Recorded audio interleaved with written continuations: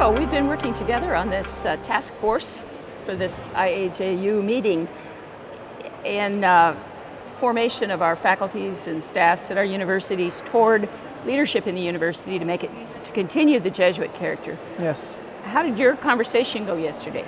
It's been interesting to speak about the transit.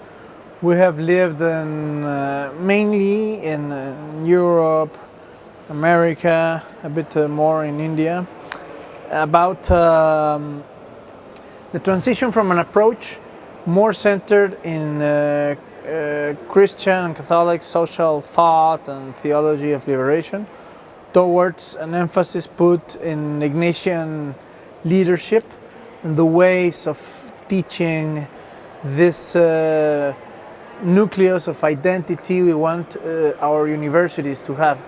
How about your group? Well, our group was really talking basically about, do we form faculty, the academic faculty, yes, in Ignatian values? How do we go about doing that? And what I was struck by is the multiple cultures that we are coming from across yes, the world have different problems, yes, as well as different understandings.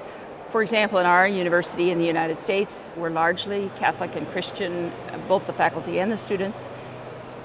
How practicing is a question, but we're still, at least nominally. yes, And so you have at least a language to begin with in some ways, mm-hmm, whereas some of the Indians, we're talking about the fact that they have almost no faculty that are Christian, and they have little knowledge or language around Christianity, much less Ignatian values. yes. So how do we internationalize those or interreligious, engage those interreligiously? But the importance of deepening in our faculty a consciousness of Ignatian spirituality, of especially skills for discernment, is obvious. Yes, I believe and could hear yesterday that another opportunity we have is the strong link among what we call Ignatian leadership and the need of some of our students to develop some personal, interpersonal, social, and professional competencies that Ignatian leadership potentials.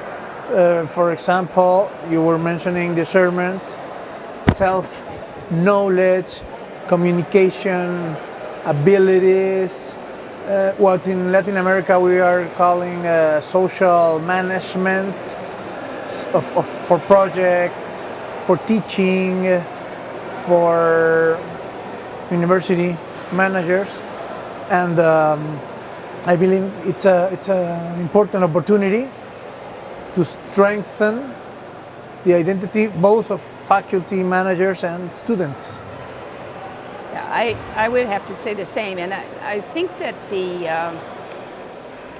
even in the U.S. culture, we are confronted by something that Prakash was talking about this morning, mm-hmm, and that is a sort of secularization that doesn't allow for a consciousness that there is a profoundly faith-based appreciation, a grasp. mm-hmm, We might dare to say a grasp by God of us, yes, that was so fundamental to St. Ignatius, mm-hmm, and to the first fathers of the society, that if we don't get that somehow, we don't get these other principles in more than a kind of intellectual way.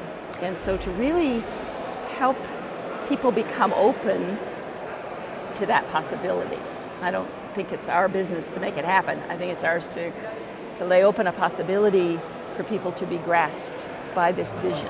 I agree completely, and I think that we can arrive there the other way around, beginning maybe with leadership competences, and these sooner or later touch the affects, the feelings, emotions, and there is where the desires, and there is where we more easily can be opened to transcendence and finally to God. To the possibility.